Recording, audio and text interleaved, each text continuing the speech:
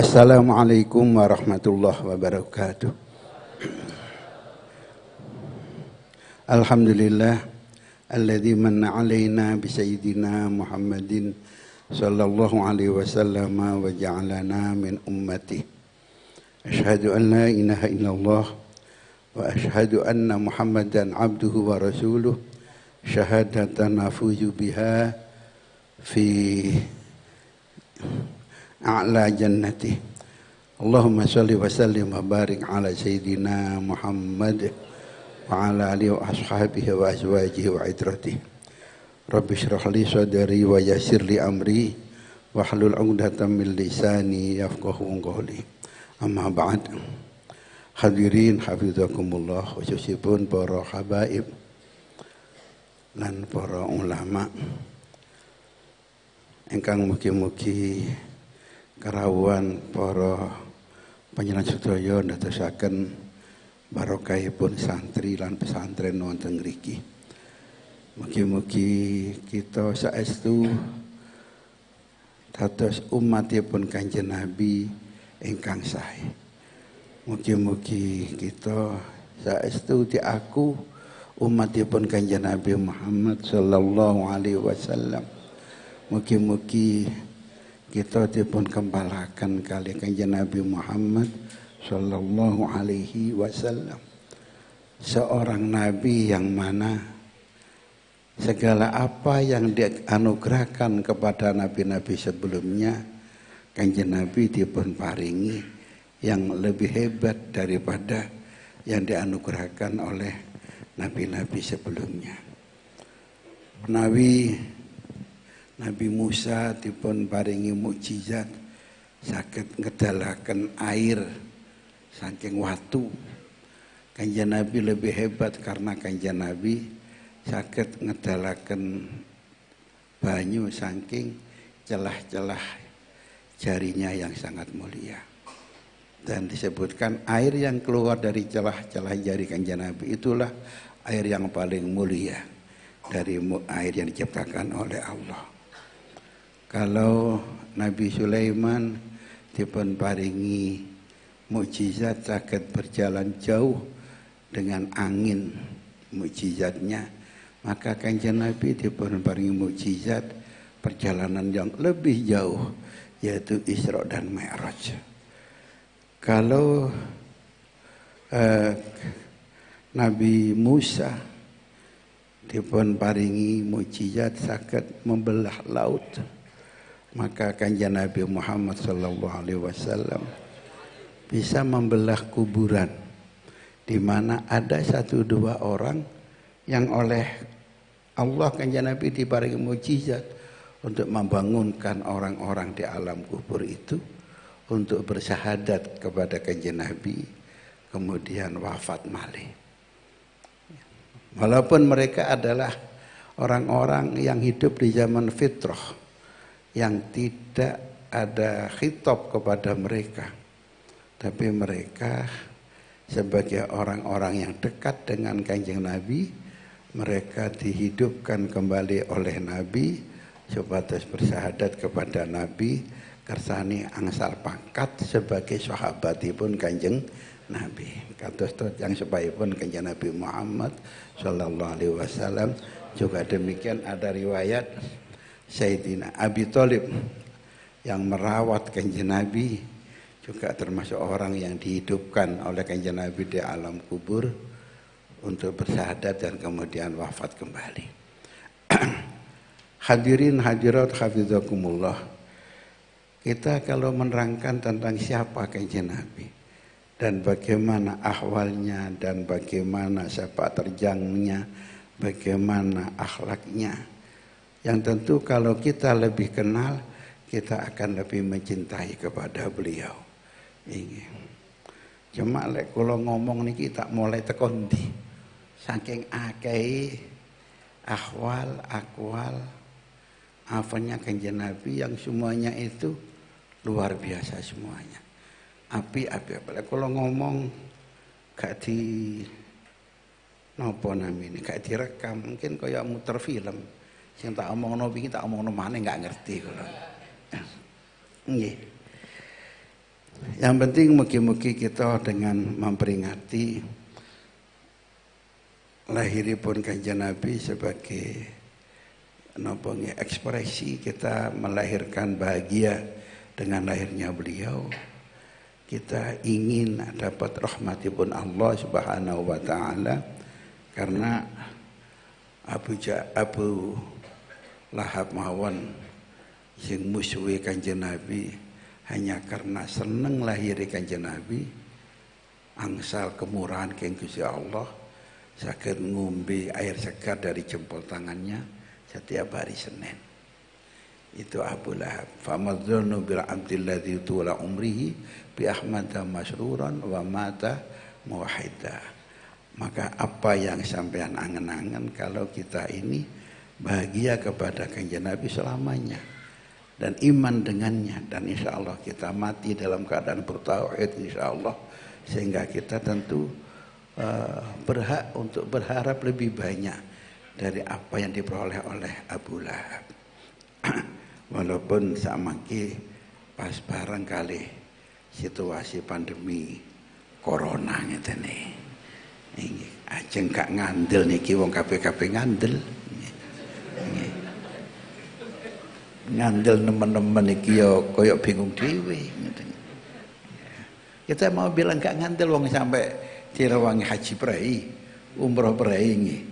Ajeng gak ngandel ya napa wong kabeh-kabeh percaya. Masuk ajeng ngeyel gini. Sampai enten kanca kula niki sampai hari ini lho pondoke sik prei jan. Nggih. Sik prei pondoke sik durung mayat nggih namung damel napa cara jane napa istilah daring napa nggih. Nggih, mboten ngerti kula ngoten-ngoten. Wis tuwek wis gagap teknologi. Inggih, tapi lek kenemenan yo bingung dhewe. Kados kula kok enten ceritane wong niku sing mukasyaf ketemu kali balak nggih kali pegebluk yang mau nyerang teng Amwas ketika zaman Sayyidina Umar bin Khattab. Arab nanti kon pegebluk Arab neng Syam. Terjadi matane wong pira kon? Matane wong 2000 ya. Make 2000 niku Pak. Jamane kok jarang wong ya. Mumpun mantun berapa lama pegebluk teng daerah Syam yang kita kenal dengan apa? Amwas napa-napa. Niku barang pun medal pegebluk niki ketemu malaikat yang sing mukasyaf niki. Lho wis mari wis tugasku. Piro sing mati? 50.000. Lho. Kok melebihi target jadi. Kok melebihi target?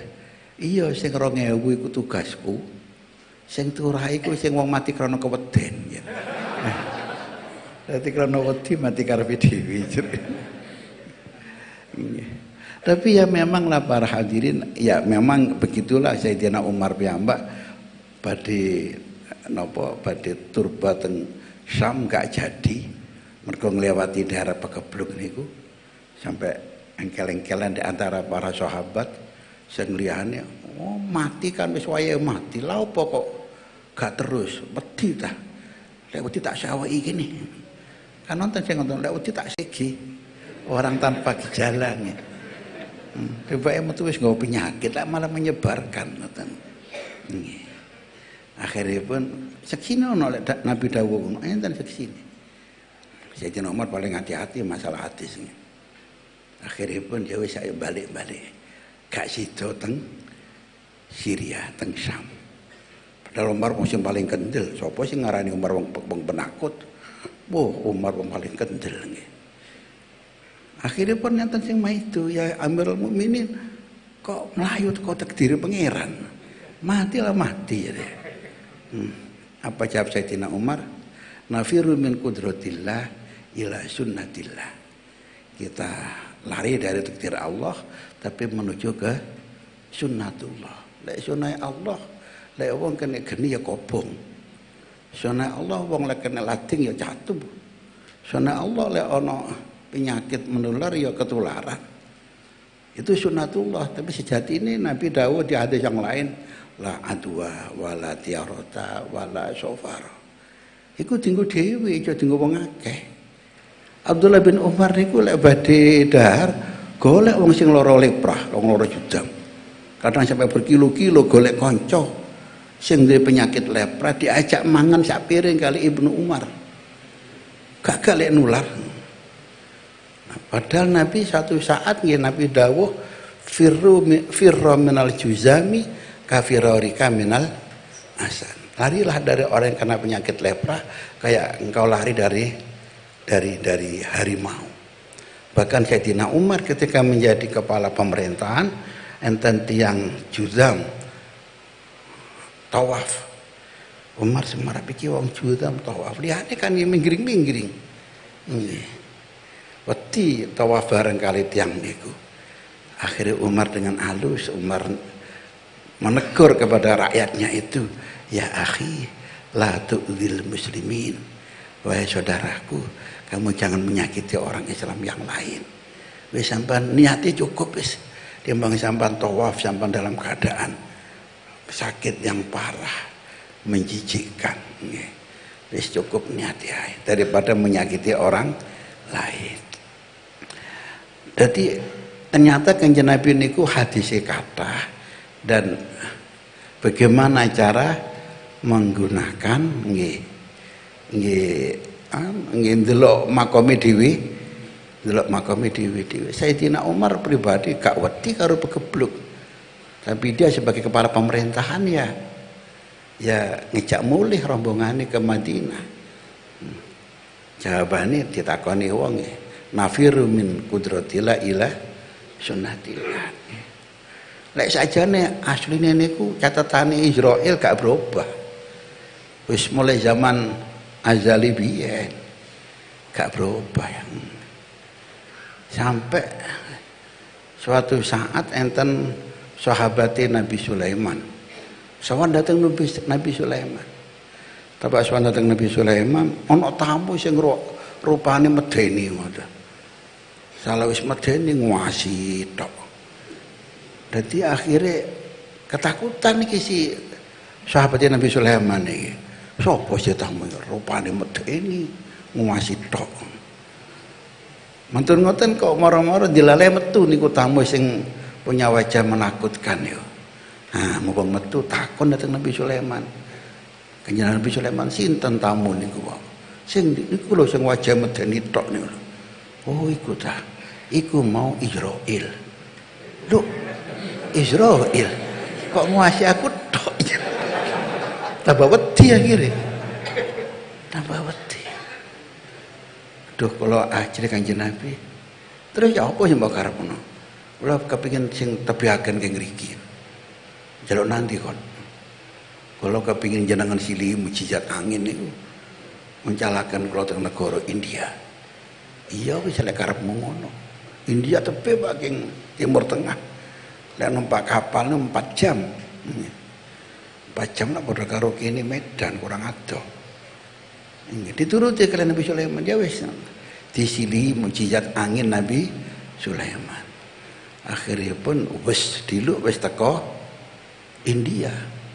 Teko kono pas dipapak kali Israil. Jadi akhirnya pecah teng riko. Mantun ngoten wis mantun pecah teng India. Besoknya lagi kang berapa hari sowan malih Israil teng Nabi Sulaiman.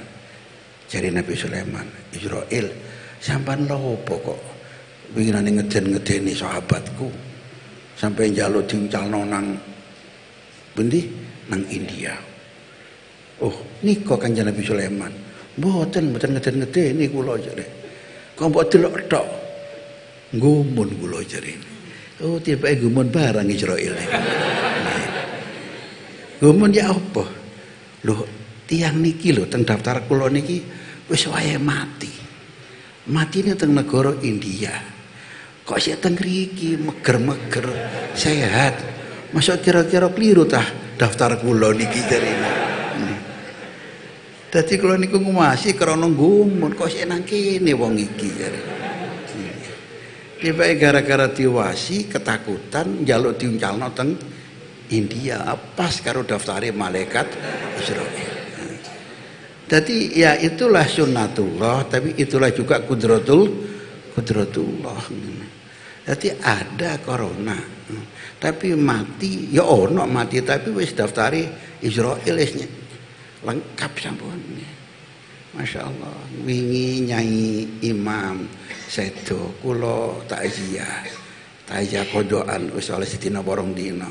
Sik mangki kula Kiai Imam. Kok sisuke Kiai Imam sedo pisan. Ya Allah.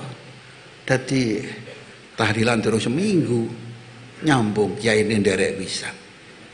Sabrang Al-Amin nggih. Gus Afton meger-meger wa dalu moro-moro sedo. Semoga-moga di sepuro dosane diterima amal saya ini. Lahumul Fatihah. Bismillahirrahmanirrahim. Iyyaka na'budu wa iyyaka nasta'in. Ihdinas siratal mustaqim. Siratal ladzina Hadirin hafizakumullah dan adik-adik santri khususnya, kalau ngomong saya konsumsikan kepada adik-adik santri mawon liyane wis ngerti kabeh soalnya. Saya ingin satu sisi menyampaikan dari siapa figur Rasulullah, seorang tokoh yang menyenangkan banyak pihak, seorang tokoh yang hebat dengan mukjizat yang lengkap, seorang tokoh yang ahli strategi, seorang tokoh yang wis kan ontae sampun. Kula ngepek saking mulai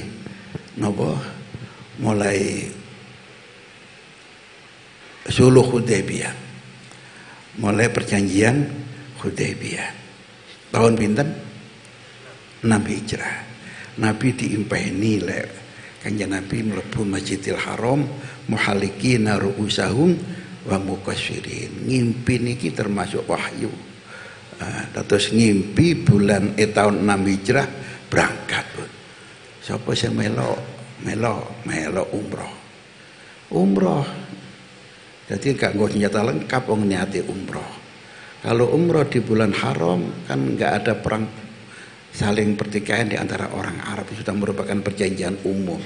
Kalau bulan haram mulai napa Syawal, Dzulqa'dah, Dzulhijjah, kali napa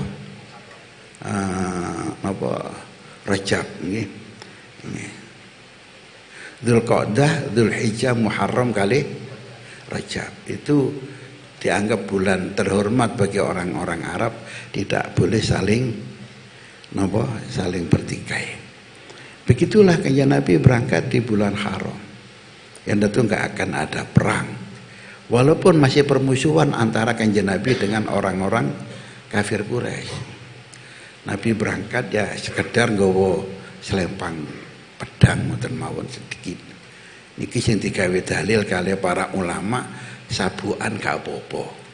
Mergo sahabat ya selempangan pedang disabuk dianggap kaya selempang pedang. Begitulah umroh berangkat ambil mikot dari bundi dari Musdalifah, Dzulhulaifah, sekarang Bir Ali, sampai di pinggir tanah haram. Ngarep pun masuk tanah haram, yaitu satu tempat yang disebut kali nopo Hudaybiyah. Dulu orang jarang yang ambil mikot dari sana, tapi sekarang termasuk tempat yang dikunjungi banyak orang. Saged ambil mikot dari Hudaybiyah. Mergo mikot kanggo wong sing wis mlebu teng kene tanah haram. Kalau ambil mikot umroh itu yang penting keluar ke tanah halal, ke Arafah boleh, ke Sumaisi boleh, pokok ke tanah halal. Cuma yang baik kalau ambil mikot umroh pertama dari Ji'rana. Mergo Nabi tahu ambil mikot dari Ji'rana, dan itu paling jauh. Nomor kali yang paling saya king bundi ini gue ngene Sayyidah Aisyah Tan'im, karena Nabi ngutus Sayyidah Aisyah mengambil mikot dari Tan'im. Di sana ada Masjid Aisyah namanya. Nomor 3, dan ini masih baru dibuka, yaitu ambil mikot dari Hudaybiyah, mergo Nabi tahu manggen tahu masuk di tanah Hudaybiyah. Kalau selain 3 itu boleh, yang penting keluar dari tanah haram ke tanah halal, itu diantara syaratnya untuk mengambil mikot nopo umrah. Kalau mikot haji yang sudah tinggal di Mekah, ya teko dewi-dewi, teko maktabe dewi-dewi, mergo haji itu berangkat ke Arafah. Arafah itu tanah halal, tadi wis ngumpulno antara tanah halal tanah haram. Sampun. Ini masih permusuhan antara Kanjeng Nabi dengan orang-orang kafir Quraisy. Tentu orang-orang kafir Quraisy kan gengsi, iki musuh kok mlebu nang tanah ning Mekah. Wong sik permusuhan kok mlebu, kan menginjak-injak kehormatan orang-orang Quraisy. Akhirnya dicegat oleh orang-orang kafir Quraisy. Nyegati lho kok palang tanggo kok ado-ado kono. Wis nang Hudaybiyah lagi dicegat, teng pundi? Teng pundi wae. Teng Hudaybiyah kok baru dicegat, wis karek nyuk ngoten wis mlebu tanah haram. Coba nyegati teng riko teng Dzulkhalifah kan enak. Napa teng Badr, napa teng Rabi, napa teng Fatimah, Asfan, nyegat wis nang pinggir kota. Nak megelno ngene. Kaya sampean ngoten pamane haji umroh teko Surabaya burung enak. Lah teko Jeddah kon balik, lah pegel to nggih. Wis selametan hari ini. Kan kira-kira begitu. Itu kecewa banget itu sahabat. Wong wis teko Hudaybiyah karek mlebu nyuk ngono. Kok gak mau ning kono nyegati. Teman-teman wong-wong Quraisy. Lho ngoten niku sik enten sitok sing diolehi masuk. Sinten? Sayyidina Utsman. Mergo Utsman wekdal niku ketepaan yang menjadi pemimpin Mekah yang paling mimpin itu Abu Sufyan sing sik dulur kalih Sayyidina Utsman.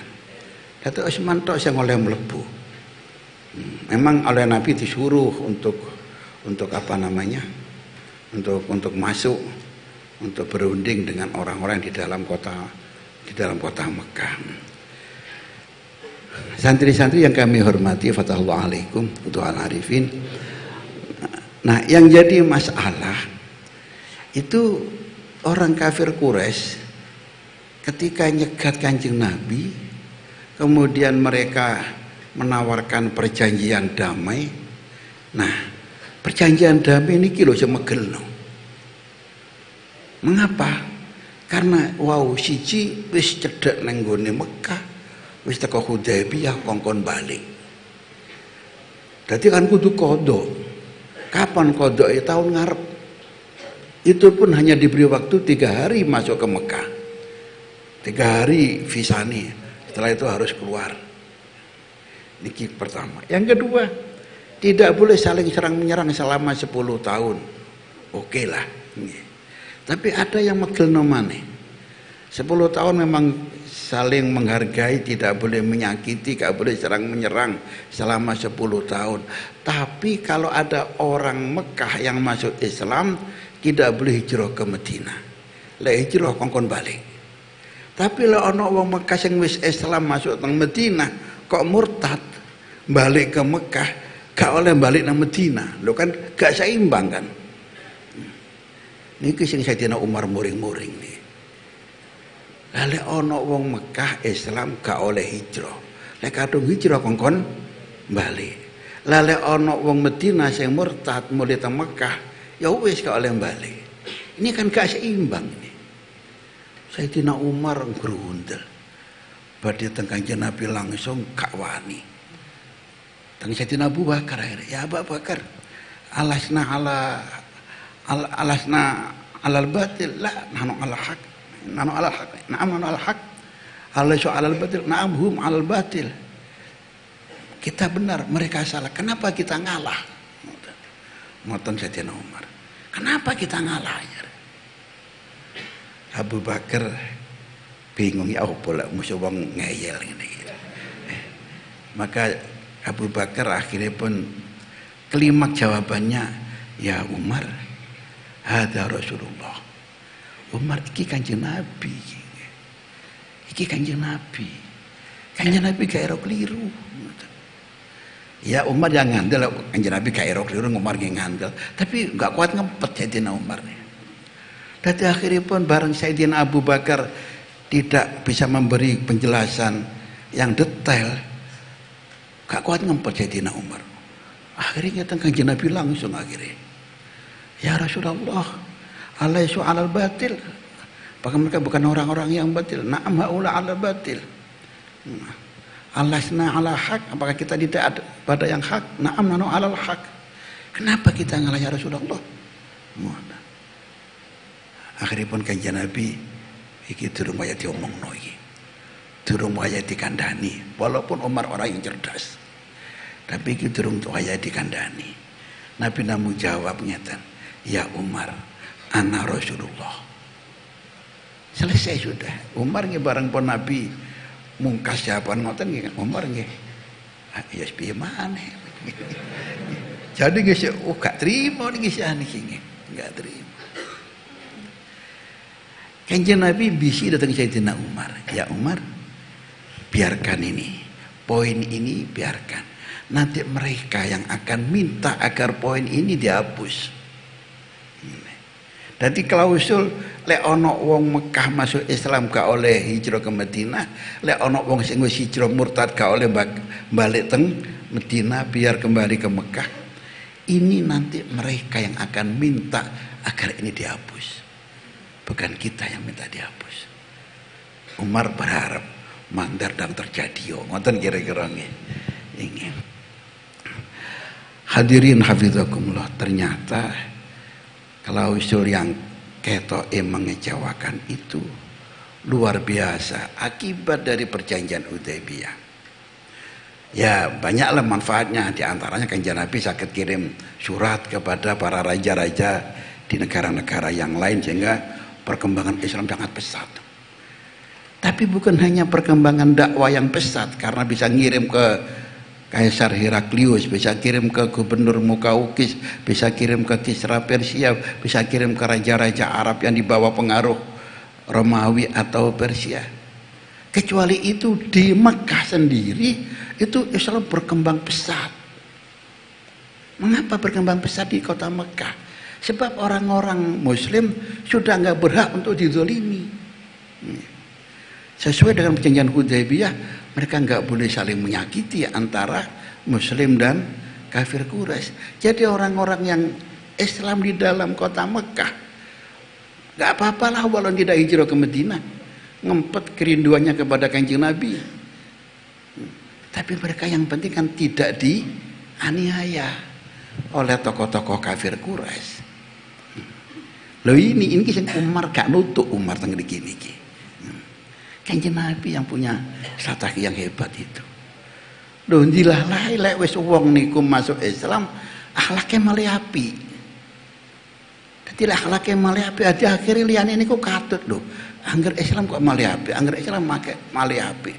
Dadi akhirnya berbondong-bondong masuk Islam penduduk Mekah itu sendiri. Kenapa? Karena si lek Islam malih apik, loro tidak diapa-apakan sama yang lain. Kalau kemarin-kemarin kan dizolimi sama tokoh-tokoh kafir Quraisy. Ini yang paling luar biasa manfaatnya. Jadi kalau lihat arek pondok kelakuane welekne pegel lho. Iki sing marai kampanye hitam ngeten iki. Lah arek pondok niku akhlake apik. Wis talah liyane katut sampean. Sampeyan dadi kampanye bisu sampean. Lek akhlake apik. Kadang-kadang arek-arek niku gak ngerti apik, gak ngerti elek. Wayahe mulih wis trek-trekan. Gak melok trek-trekan, ketinggalan zaman. Masih aku arek pondok iso trek-trekan. Goncengan arek telu, tiba mati loro. Lah isin kita ini. Kita kan malu gini kan. Itu tidak menjadikan orang lain tertarik kepada santri. Tiba santri merasa kelas 2. Wong-wong sing ora dianggap kelas utama. Kalau sering pesen ajeng prayan niku untung gak ada prai-prayan iki, mulutan iki. Soalnya kesel ngomong mesti arek niku kaya apa sih? Kayak peribahasa bagaikan kuda lepas dari pedati niku. asale di kandang terus kari-kari ucul degar-degar gak karu-karuan. Jarine lek gak ngene dianggap ketinggalan, gak gaul. Sudahlah biarin sampean dianggap gak gaul karo arek-arek sing elek-elek niku. Tapi orang-orang yang baik menilai engkau positif. Engkau lah malah tambah akeh kancane sing mondok. Lek sampean malah trek-trekan, akhirnya tahun ngarep akeh trek-trekan daripada sing mondok. Iki kula bolak-balik ngomong ngene. Karena itulah betul kanjeng Nabi dawuh, aktsaru ma yadkhulul jannah husnul khuluq. Akeh-akeh sing mlebokno swarga iku wong sing akhlake apik. Wong sing akhlake apik ya wong sing tiru-tiru akhlake apik. Siapa sing apik? Ya para ulama. Para ulama meniru sunnahnya Rasulullah Shallallahu Alaihi Wasallam yang sangat-sangat baik akhlaknya. Niki sing kula karepaken. Sampun. Kanjeng Nabi ketika sahabat diajak kundur, kan kecewa. Wis kadung selametan, wis teko pinggir Mekah kasih do mlebu. Ngoten sik digodho malih. Sayyidina Utsman wau sing mlebu di dalam kota Mekah. Nggih, kengken berunding kali kanjeng Nabi kali tiang-tiang Mekah. Utsman iku diajak mampir kono teng dulur-dulure yang sama-sama dari Bani Umayyah. Gak metu-metu. Bahkan Utsman dipun tawari kali mereka, Utsman kalau kamu mau umroh silakan umroh, tawaf sa'i, monggo Utsman. Utsman jawab apa? Kalau kanjeng Nabi nggak diizinkan tawaf sa'i, aku nggak akan tawaf sa'i. Itu Sayyidina Utsman. Ora kok, enak rek, kanjeng Nabi gak oleh, aku oleh. Bukan begitu. Kalau Nabi nggak kamu izinkan tawaf sa'i, aku pun nggak mau tawaf sa'i.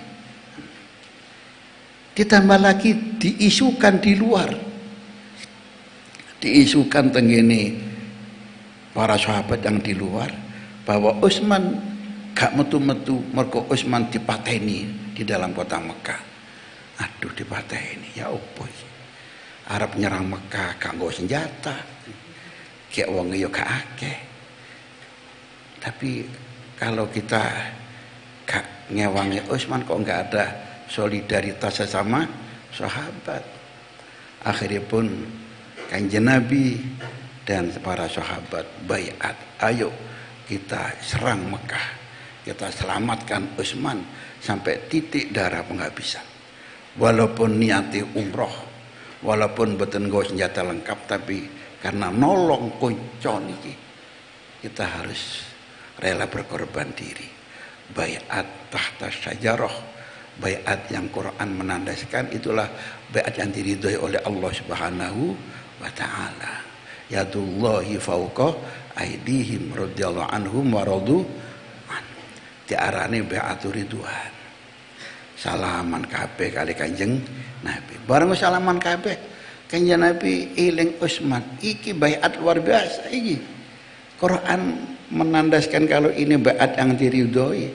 Utsman gak melu baiat, padahal gara-gara Utsman lah ini terjadi baiat. Akhirnya pun kanjeng Nabi meminta kepada para sahabat untuk menyaksikan bahwa tangan kirinya kanjeng Nabi mewakili Sayyidina Utsman untuk salaman dengan tangan kanannya kanjeng Nabi. Berarti Utsman ikut baiat kanjeng Nabi, tidak salaman langsung, tapi diwakili oleh tangan Nabi yang mulia, tangan kirinya kanjeng Nabi.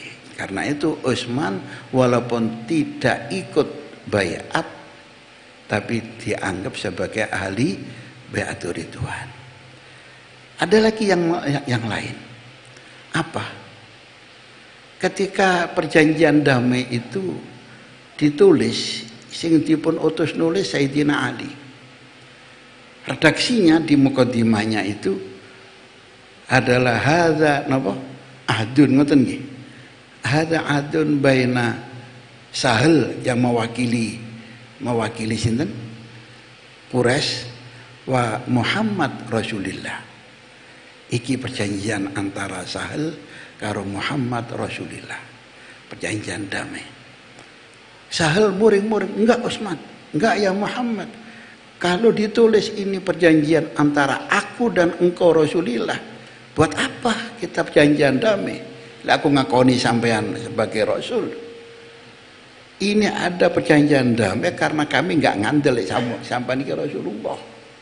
Ada perang di antara kita dan sekarang baru damai dengan perjanjian ini. Saya minta harus diganti itu. Kanjeng Nabi dawuh dari Sayyidina Ali. Ali ngalah, si Ali ngalah. Gosok niku gantian Muhammad ibni Abdillah. Sayyidina Ali mboten kersa. Mboten Kanjeng Nabi penghinaan niku. Wong jenengan pancen Rasulullah kok ngeken ganti. Sing Suhail tetep enggak gelem. Itu Suhail niki lho, Suhail wakil, tapi Suhail kari-kari masuk Islam ya. Akhirnya pun kerantan Sayyidina Ali mboten kersa busek, maka Kanjeng Nabi sing busek piyambak. Oh, Kanjeng Nabi sing jari ini buta huruf, ummi, terkadang sekali waktu melek huruf ketika dibutuhkan. Dibusek terus kali Sayyidina Ali baru diganti Muhammad ibni Abdillah. Yang jadi pertanyaan, Kanjeng Nabi ngutus Sayyidina Ali gak nurut. Apa cara Jawa niku? Apa gak nglamak ini?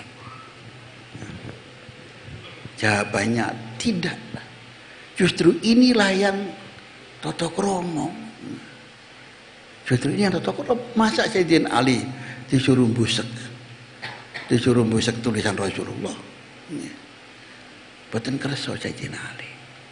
Walaupun Kanjeng Nabi merintah no. Mengapa? Yang berkujud karena ini tata krama. Dan tata krama itu yang dianjurkan oleh Rasulullah. Dados Sayyidina Ali mboten nderek perintahe Kanjeng Nabi, tapi Sayyidina Ali nderek tata kramane Kanjeng Nabi.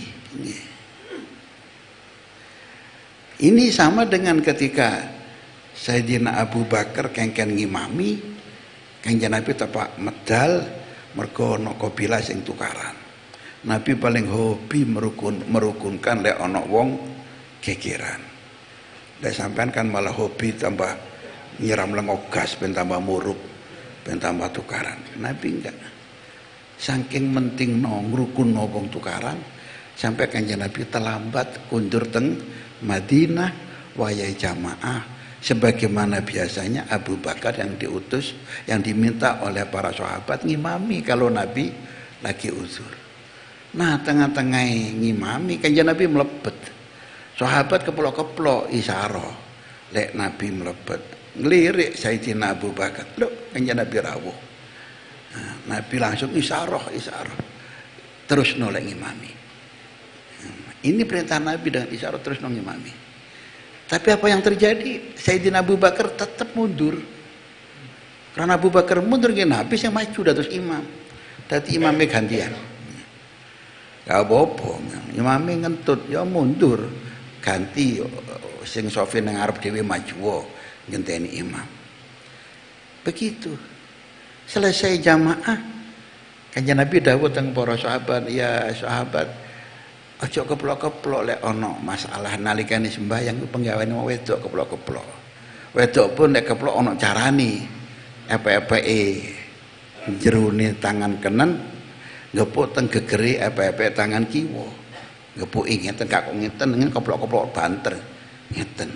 Ngeten nek wong akeh kan nggih krungu imam. Lah lek wong lanang lek imame ana masalah kengken maca tasbih.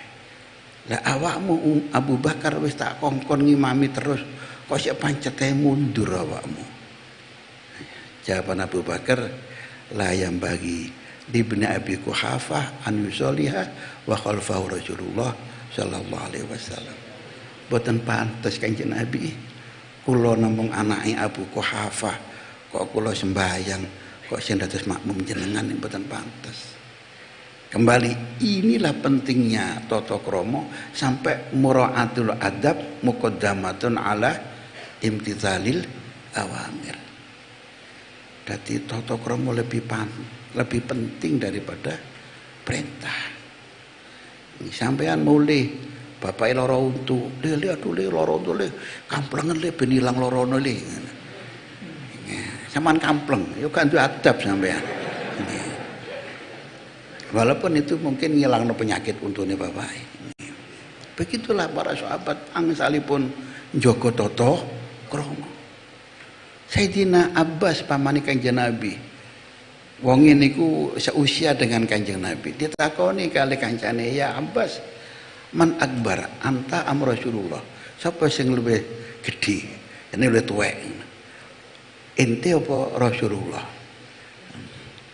Jawaban, ya apa? Padahal Abbas lebih sepuh, kacek 2 tahun. Lalu jawab anak akbaru min Rasulillah, kan gak sopan. Aku lebih gede daripada Kanjeng Nabi. Lah mboten sopan to nggih. Maka jawabannya jawaban yang tata krama. Rasulullah akbaru minni. Nabi lebih besar daripada aku. Walakinni wulidtu qabla. Tapi aku dilahirkan sebelumnya. Lah ngene niku sing kadang-kadang kita enggak nutut. Kadang lek gak miso gak lega. Ono lho wong niku lek omong gak kotor gak lega. Nelpon lho gak assalamualaikum wis dhisik. Nggih, wis kadung kulino ngoten iki lho. Gak lega lek gak misune. Astagfirullahaladzim. Jadi betapa Nabi sangat-sangat mengajarkan kita datang tata krama. Tapi para adik-adik, Kanjeng Nabi ketika para sahabat pulang dengan kecewa, Kanjeng Nabi melegakan kepada para sahabat. Apa yang dilakukan? Begitu Nabi pulang ke Madinah, maka Nabi pada tahun 6 Hijrah itu juga langsung menaklukkan Khaybar. Langsung menaklukkan Khaybar. Niki kanggo lega-legone para sahabat. Di mana orang-orang Khaybar ini orang Yahudi, sing tokoh mereka saja nih mantep lek iku Kanjeng Nabi yang ditunggu-tunggu oleh orang-orang Yahudi, tapi mereka kecewa lah kok Muhammad dari Bani Ismail bukan dari Bani Israel. Hasud mereka, tidak gelem iman. Namanya Huyai bin Akhtab. Ketika Nabi datang ke Madinah, Huyai teko teng Madinah. Delok Kanjeng Nabi, oh bener, iki pancen Nabi yang ditunggu-tunggu ya ini. Tapi kok Muhammad Bani Ismail bukan Muhammad Bani Israel. Dadi akhirnya bareng mulai kali adike jagongan teng omah. Ya apa Kang, awakmu ndelok Muhammad. Iya pancen bener iku ditinteni. Terus piye iki? Aduh, tapi kok Bani Ismail? Kok dudu Bani Israel? Kita kesini ini karena menunggu kedatangan Muhammad. Kedatangan Nabi akhir zaman, sehingga orang-orang Yahudi yang semula bertebaran di penjuru dunia pada abad ke-6 Masehi itu banyak yang hijrah ke Yatsrib, zaman itu namanya Yatsrib, karena menunggu kerawuhan Rasulullah. Kita bareng teko, harapan mereka dari mereka sendiri, bukan dari Bani Ismail, bukan dari orang Arab Musta'ribah. Lah apa kang niki kan? Jadi selama aku masih hidup dan Muhammad masih ada, aku Arab mengganggu Muhammad. Kita siap-siap untuk menghancurkan Muhammad. Siap-siap dok. Tapi gak tentang berangkat-berangkat. Siap-siap dok. Nabi diberitahu oleh Jibril kalau orang-orang Khaybar siap-siap terus Jabari mau nyerang Madinah. Sebelum mereka nyerang, serangan dhisik Muhammad. Akhirnya pun pulang dari umroh urung wau, umroh gagal, maka Kanjeng Nabi terus berangkat datang Khaybar. Khaybar ternyata luar biasa, bentengnya kuat-kuat. Sahabat sulit menaklukkan benteng-benteng di Khaybar. Sampai berhari-hari. Akhirnya pun Kanjeng Nabi dawuh, sesuk Khaybar takluk.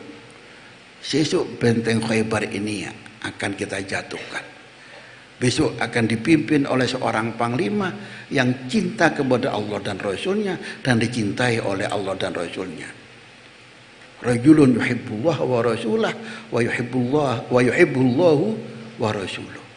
Dipimpin oleh seorang panglima yang dicintai oleh Allah dan Rasulnya dan cinta kepada Allah dan Rasulnya. Jadi Sayyidina Umar, aku gak tahu ambisi aku gak tahu ambisi selama hidup. Tapi saat itu aku paling ambisi, kepingin jadi panglima, pingin jadi pejabat. Bukan karena apa, bukan karena gengsi, tapi karena kanjeng Nabi dawuh yuhibbullaha wa rasulah wa yuhibbullahu wa rasuluh. Gak Umar tok ya, yang lain sama junggelek ngeten ben ditunjuk karo kanjeng Nabi. Tiba Nabi dawuh napa? Endi Ali? Ali endi Ali? Utang wingking kanjeng Nabi loro moto jare. Wis gak nominasi wong sakit meripat. Nabi dawuh undangan ditimbali kali kanjeng Nabi. Akhirnya pun diidoni mripate jruh sakal waras dipun paringi bendera panglima taklukan benteng Khaibar. La yahdiyallahu bika rajulan wahidan khairun min humurinam. Kalau kamu bisa menyadarkan satu orang, Allah menyadarkan seorang karena kamu, lebih bagus daripada kamu punya atau bersedekah onta-onta yang berwarna merah. Pun Sayyidina Ali dengan gagahnya lajeng mendobrak pintu besi, pintu benteng Khaibar. Bentengnya pintu besar kandel, kali niki kurang kandel ya. Kali Sayyidina Ali didobrak, diuncalno, maka Sayyidina Ali dengan prajurit bisa menguasai benteng dan takluklah Khaibar. Hotel ngoten teko dulure Sayyidina Ali, namanya Sayyidina Ja'far, pulang dari pundi Habasyah, pulang dari Habasyah, hijrah yang pertama ke Habasyah, pulang langsung ke Madinah. Kok Madinah kosong, langsung menuju ke Khaibar. Dan akhirnya bergabung perang di Khaibar. Walaupun gak sempat malah perang, tapi kanjeng Nabi seneng. Farihna bi fathi Khaibar ambi kudumi Ja'far. Seneng aku. Mbok krana Khaibar takluk, mbok krana tekani Ja'far. Dawan iki mergo nyenengno dhateng Sayyidina Ja'far. Bahkan Ja'far nggih diparingi ghanimah kali kanjeng Nabi. Apa sih intinya? Nyenengno wong. Nyenengno kanjeng dateng Sayyidina Ja'far. Lek kanjeng Nabi penggawane nyenengno wong, lek sampean kula penggawane nyelekitno atine wong. Lek wis nyelekitno ngoten lega. Oh kaso turu paling bengi iki paling. Mau mari tak omongi ngene mon. Dadi lega lek mari megelno atine wong. Wis nglakoni dosa bangga dengan dosanya. Begitulah. Masya Allah. Benteng Khaibar wau pintu besinya niku barang pun selesai perang diangkat wong 10 gak kuat. Sayyidina Ali ijen kuat. Masya Allah. Sampai orang-orang Rawafid Syi'araf itu mengatakan Ali lebih hebat dari kanjeng Nabi. Ali iso ngangkat lawang sitok, diangkat wong 10 ndak kuat. Sayyidina Ali kanjeng Nabi gak tahu ngono iku. Ndak kena wong. Mereka nggak tahu bahwa setelah perang selesai dan mencoba sahabat mengangkat pintu gerbang besi itu 10 orang nggak kuat. Sayyidina Ali ikut bergabung.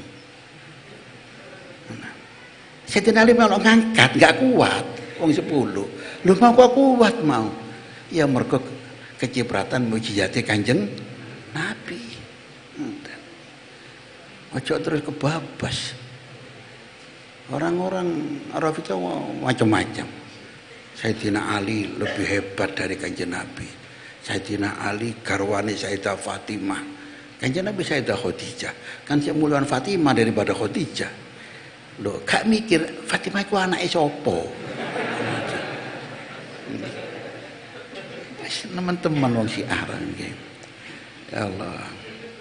Begitulah Jadi Kanjeng Nabi niku kehebatan Kanjeng Nabi itu iso nular kepada yang lain.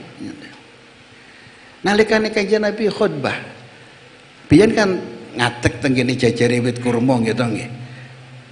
Ketika ada seorang perempuan sahabat menawarkan, ya Rasulullah, kalau nggak ada budak sing ahli nukang, tukang kayu, terus kalau damelaken mimbar jenengan. Ya wis gaweno mimbar. Undak-undake telu teko ngarep. Sering kula gawa temu pundi niki. Mimbar undak-undake teko ngarep, munggahe teko ngarep. Lek munggah teko mburi niku jenenge itu mimbar, podium niku. Itu bid'ah itu.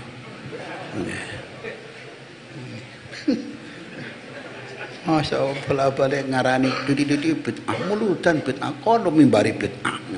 Gak padha karo mimbari Kanjeng Nabi. Kanjeng Nabi akhirnya pertama kali khutbah di atas mimbar. Wit kurma sing asale disandingi lek Nabi khutbah nangis. Meri kepada mimbar, biasane jejer aku kok saiki malih nang dhuwur mimbar gak jejer aku. Pohon kurma menangis. Loh, yang hebat itu bukan hanya Kanjeng Nabi tok sing mireng. Sahabat ahli masjid melok krungu tangisi wit kurma niku. Dadi kan kabeh ketularan mujizate Kanjeng Nabi. Dan Nabi turun dari mimbar kali ngerayu wit kurma dijanji-janji sampai kayak ngerayu arek cilik sampai meneng teko tangisane. Kalau nggak salah janjinya itu bahwa nanti dijanjikan akan bersama Nabi di surga. Kita meri dengan pohon kurma itu malah. Begitu. Ketika Kanjeng Nabi masih dalam perjanjian Hudaybiyah, Nabi punya kesempatan kirim surat kepada raja-raja, baik raja Ajam maupun raja Arab. Dan ditunjuk ini para kurirnya, ini para kurirnya. Pengantar suratnya. Hari ini ditunjuk sebagai kurir ke negara sana, ke raja sana, gubernur sana.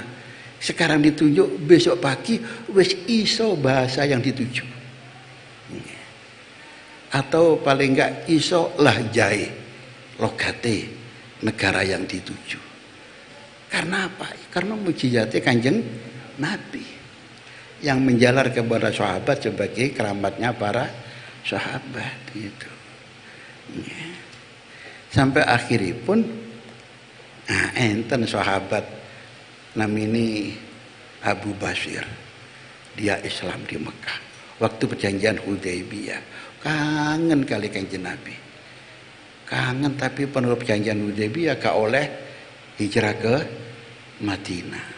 Ngeyel, kok gak oleh hijrah, lunga-lunga karepku dhewe, unta yo untaku, jaran yo jaranku, kok gak oleh lunga. Berangkatlah Abu Basir ke Madinah. Hijrah melanggar perjanjian Hudaybiyah. Ditututi kali tiang kafir Quraisy. Begitu sampai ke Madinah, saya nututin kita kota Madinah, ya Muhammad, sesuai dengan perjanjian Hudaybiyah, Abu Basir harus kembali ke Mekah. Kanjeng Nabi tahu ya Abu Basir ngalau, balik okone Mekah.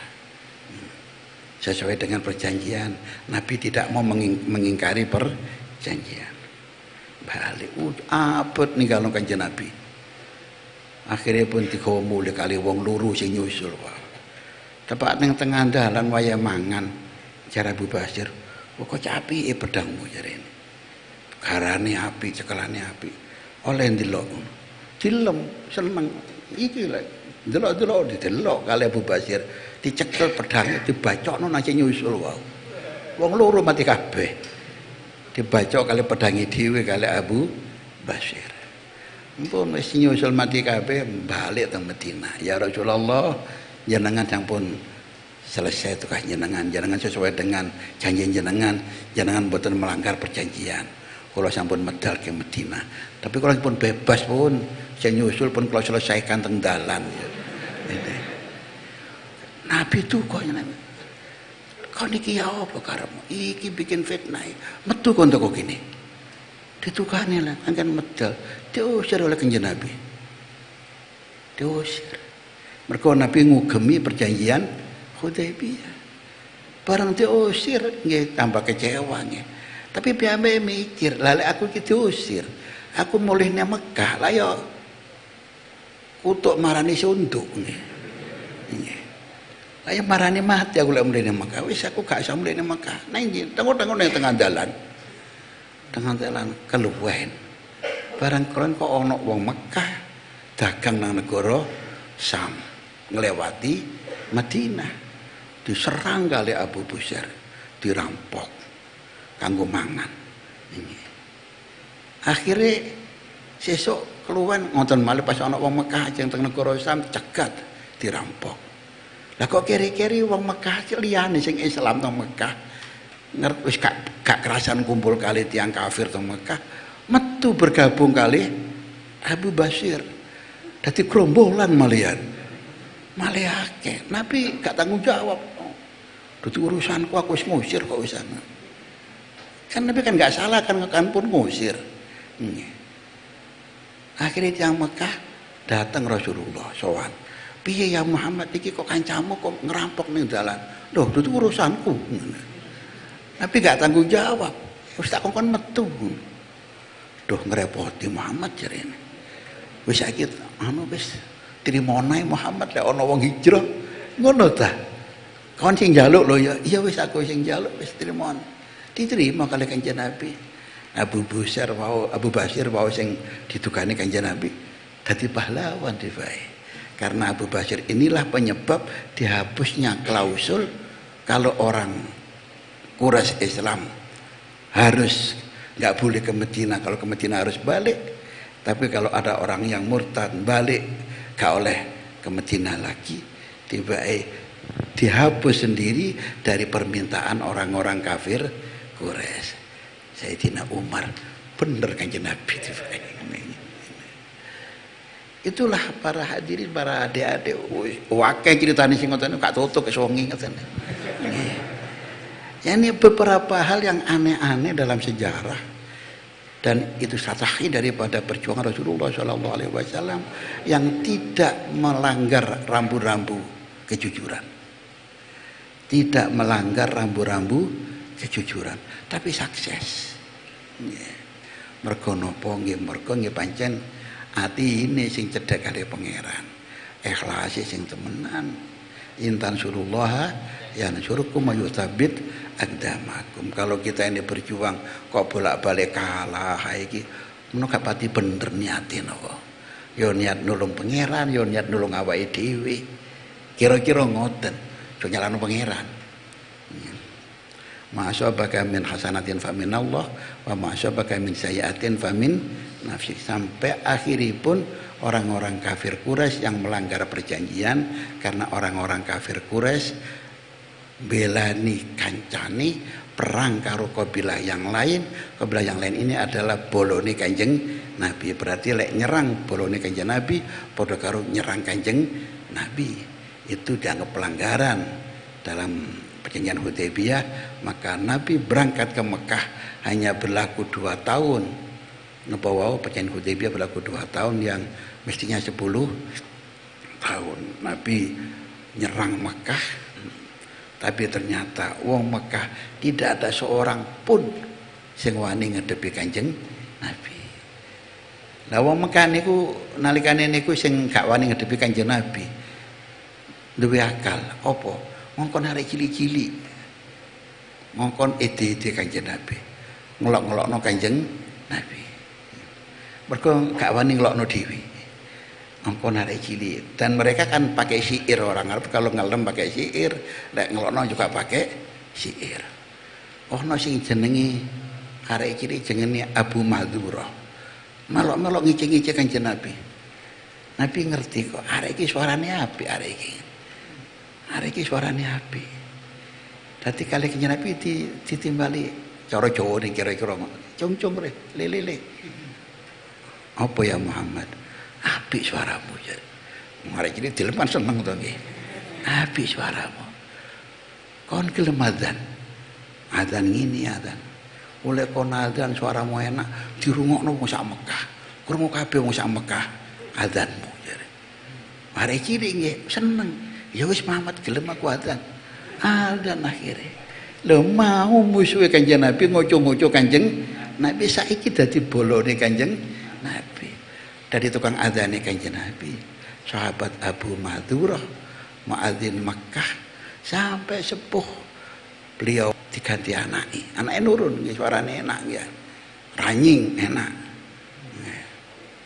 Sampai anaknya mati diganti putune mati ganti buyute, sampai 5 generasi. Jadi muadzin Makkah itu tunjukkan dari Rasulullah Sallallahu Alaihi Wasallam. Nabi milih nggih bener. Orang kok boleh ikhlas, kongkon tukang adzan boten. Biyen enten lari pondok niku prei-prei adzan ikhlas, suarane gak enak blas nggih. Allah. Dadi pas nyonya kula krungu. Dibukakno jendelane. Prei-prei kan gak pada akeh arek. Kang, lek golek anjaran, lek golek ganjaran, golek liyane adzan ae Kang. Nimbo-nimbo ta apa? Ujungane arek pono ke arek lanang pisan nggih. Dilokno bunyi kan yo izin. Aku kudu duwe anak sing suarane enak. Mbah dilale kok ya oleh wong wedok suarane enak. Kok nurun anake niku. Nurun nang sing wedok, nurun nang bojone. Suarane enak nggih. Pondok ngriki ya. Kata sebutno jenenge sapa. Niku gara-gara Kang lek golek ganjaran liyane azan naik. Allah. Mugi-mugi kita sakit terusaken perjuanganipun Kanjeng Nabi Muhammad sallallahu alaihi wasallam. Saged nderek ajaranipun Kanjeng Nabi, saged nderek sunnahipun Kanjeng Nabi. Mugi-mugi dados khiyari ummati, mugi-mugi saged kempal kali Kanjeng Nabi. Syukur-syukur yang Allah paring anugerah kempal kali Kanjeng Nabi fid dunya qoblal akhirah. Amin ya rabbal alamin. Ala hadiniyah wa ala kulli dhiniyatin salihah wa ila hadratin Nabi sallallahu alaihi wasallam. Al-Fatihah.